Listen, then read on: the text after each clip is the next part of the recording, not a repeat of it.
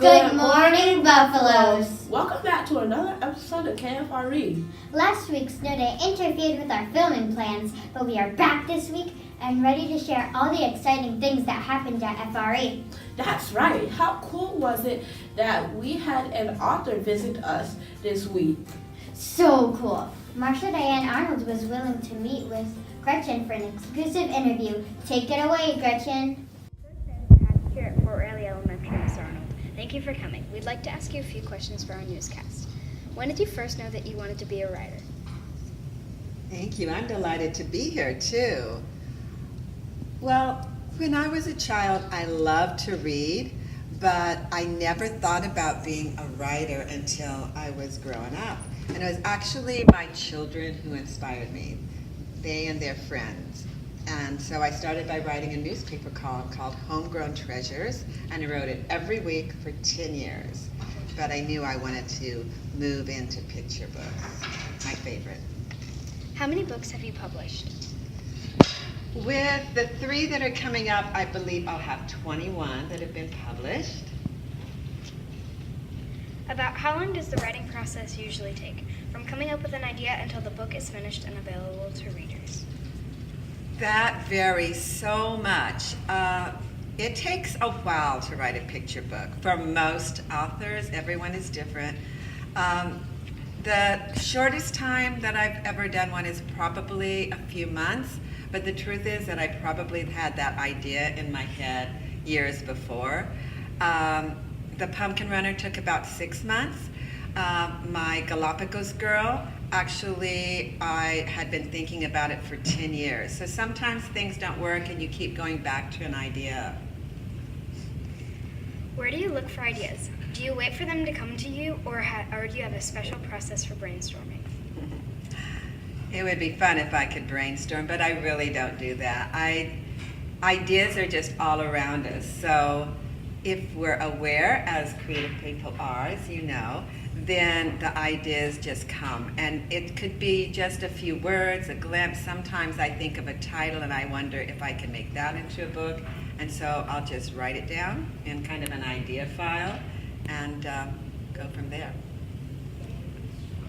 Do you get to decide who illustrates your books or how the artwork will look? No.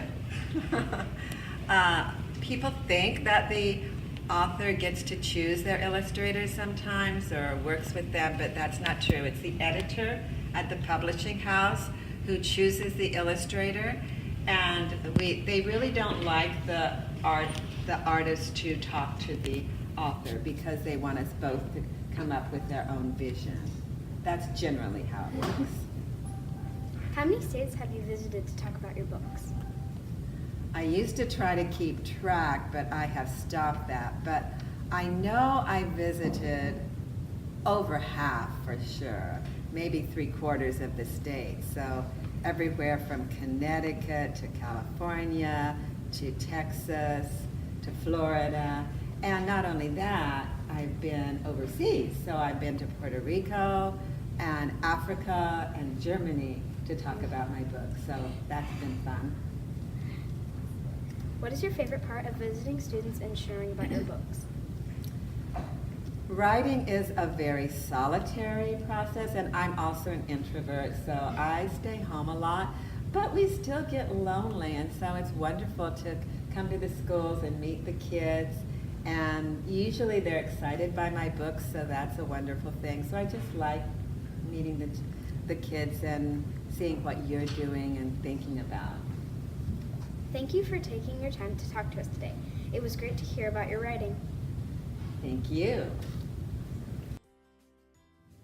Thanks, Gretchen. On to our next story. This story recognizes one of FRE's very own students, Chris Coy. That's right, he won a wrestling tournament called Battle of the Belts, and he is ready to fill us in on all the details.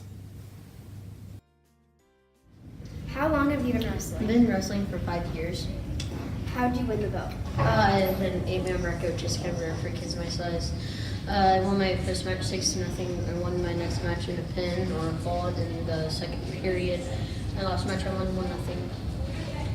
What's your favorite part of wrestling? That it's a solo person sport, so you only determine that, and you don't really think, you just do. Thank you. Thanks, Chris and Gretchen. Now enjoy these Buffalo moments.